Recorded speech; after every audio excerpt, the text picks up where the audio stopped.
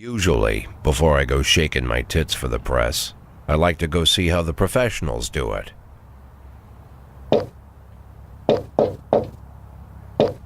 Some might say the chief of police has no business in an institution like this, but in fact it's the quietest and safest place in town. You won't run into any reporters, nobody gets into any fights, nobody drinks too much, nobody even raises their voice.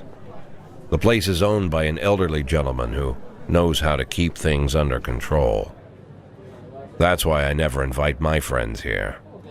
I wanted to make an exception for my 60th birthday, but most of my colleagues are young enough to be my sons, and they'd rather just hire prostitutes. Why stare at some boobs when you can take the whole package for yourself? But there's none of that in our club. Even looking too long is considered indecent. You can get an occasional glimpse, like by accident. The rest of the time you just pretend that you're immersed in conversation, or just come by for a drink.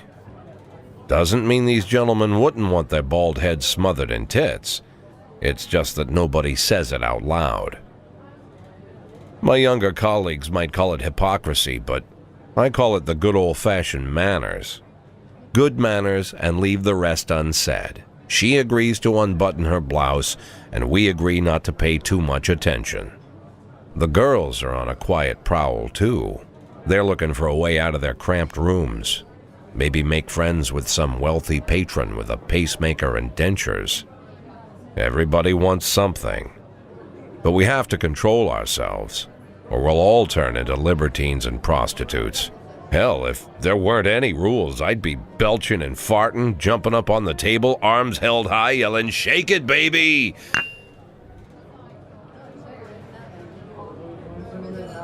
No idea how I got so barbaric.